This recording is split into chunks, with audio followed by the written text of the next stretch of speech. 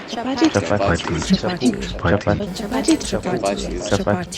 Chapati. Chapati! How long have you been cooking chapati? For the last 22 years. Who taught you how to cook chapati? My former boss. What do you love about cooking chapati?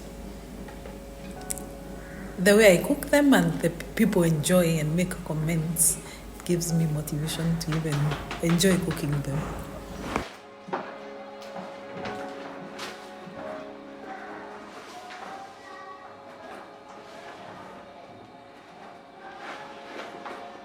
What do you love about cooking for people? Loving the food. Because you can make food and people don't like it.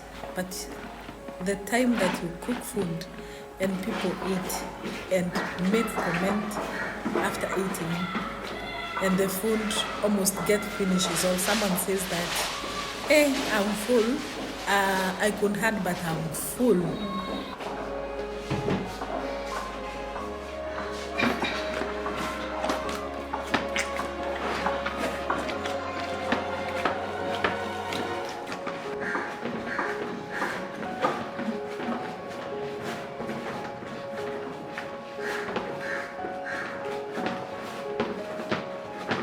I think chapati is like this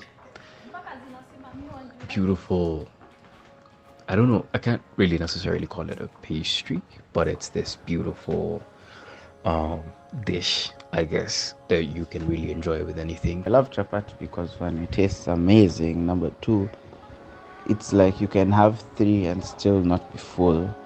Number three, it goes well with so many foods. But chapati to me has always been like synonymous with love.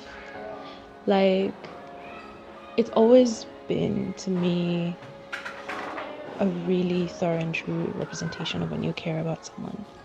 You have ingredients like flour, water, oil, and you are literally making one of the softest, most delicious like flatbreads to ever exist.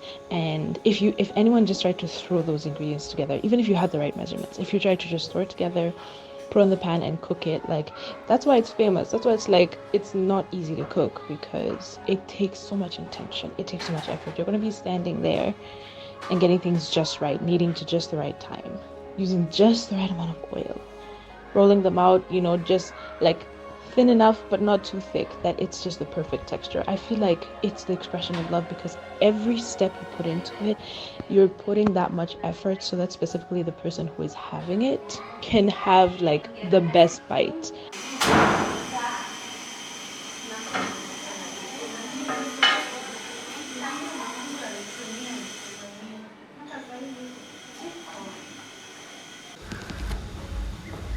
Growing up, it's sort of instilled in you that chapati is to be regarded as a treat. One that you only get to have at Christmas or on your birthday, or maybe when your mom's friends come to visit. Not so much because of the cost, but because of how much love and time is put into it. You see, chapati requires a group of women to be standing in the kitchen, laboring for hours, rolling, layering, and frying them. Of course, hidden in between those layers is a healthy amount of gossip and laughter that you can't convince me doesn't add to the flavor.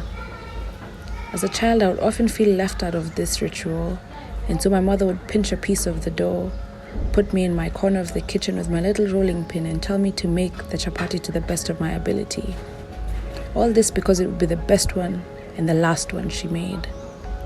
As you can imagine, I took that responsibility with the utmost seriousness and tried my best to emulate her. Of course, failing miserably, but she never let me know. She instead added it to the pile, telling me we would eat that for dinner. Even at 6 years old, I knew that was a lie. But still, she rewarded me for making her the best chapati in the world with one of her hot chapatis that I could eat before dinner.